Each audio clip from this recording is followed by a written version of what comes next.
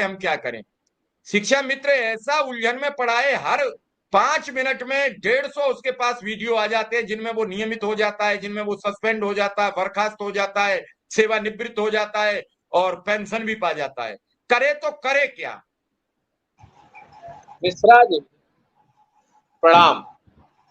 भाई मनीष जी, विक्रम जी और नहीं आ रही चैनल पे जरा जी पे आगे उपस्थित सभी साथियों को आवाज आ रही मिश्रा जी? जी आ रही है। देखिए, शिक्षा मित्र परेशान है, परेशान होना वाजिब है। हमारी समस्याएं विगत कई वर्षों से निरंतर चली आ रही हैं और उसके समाधान के लिए आप भी हम लोगों को जगा रहे हैं, हम लोग निरंतर संघर्ष कर रहे हैं। लेकिन शिक्षा मित्रों को ये जानना चाहिए, मैंने अभी थोड़ी देर पहले भी कहा है और अब फिर कह रहा हूं इस चैनल के माध्यम से भी, कि किसी भी व्यवस्था के खराब होने के बाद उसको सुधारने में जितना समय लगता है, ये समझिए कि हमारी बहुत बड़ी बीमारी है और उसका इलाज हमारा नीचे से शुरू हुआ है और पीजीआई में हम हैं और पीजीआई के डॉक्टर हमारा इलाज कर रहे हैं, तो धीरे धीरे सुधार हमारा हो रहा है।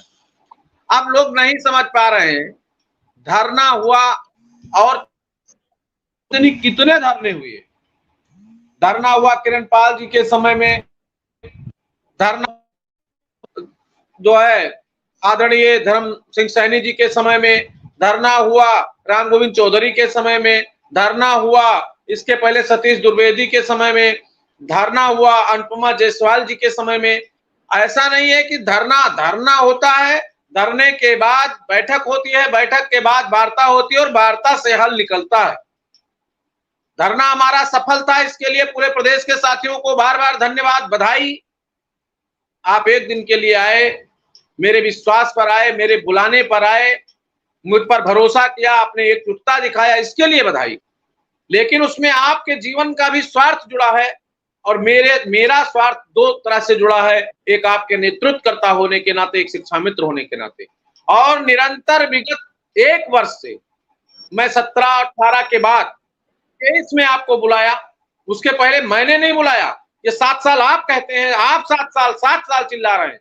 मैं 1 साल से आपको अनवरत संघर्ष में ले गया और उसमें डेली संघर्ष हम लोगों ने किया। 12 जनवरी को आपको बुलाया, 18 अक्टूबर को आपको बुलाया और 5 सितंबर 2024 को आपको बुलाया और 20 फरवरी में आप मान लीजिए चाहे सम्मान समारोह के लिए बुलाया, चाहे माहौल बनाने के लिए। जब लोगों ने कार्यक्रम लगा दिया तो हमने आपको मजबूरन बुलाया। तो 4 दिन आप आए और निरंतर 365 दिन में 250 दिन में लखनऊ में रहा। किसके लिए? उसी संवादहीनता को दुरुस्त करने के लिए, जो संवादहीनता पिछले 5 साल में सरकार से हमारी थी। वो संवाद हमने स्थापित किया और उसका परिणाम दिख रहा है कि जहां उत्तर प्रदेश में कोई भी विधायक, सांसद, माननीय एमएलसी और विधायक आपकी मदद नहीं कर रहा था, वहां आज तमाम माननीय विधायक, तमाम माननीय सांसद और तमाम माननीय विधान परिषद के सदस्य, चाहे आदरणीय श्री चंद्र शर्मा जी हों, चाहे आदरणीय बाबूलाल तिवारी जी हों, चाहे आदरणीय उन्नीस द्विवेदी जी हों, चाहे आदरणीय हरि सिंह ढिल्लो साहब हों, ये सब लोग मिल करके, चाहे आदरणीय हंसराज विश्वकर्मा जी हों, ये माननीय मुख्यमंत्री जी से बात भी करते हैं। हमारे लिए लोग व्यक्तिगत रूप से जाके मिले भी। और कल जो बैठक, आज एक बैठक होनी थी, टल गई है।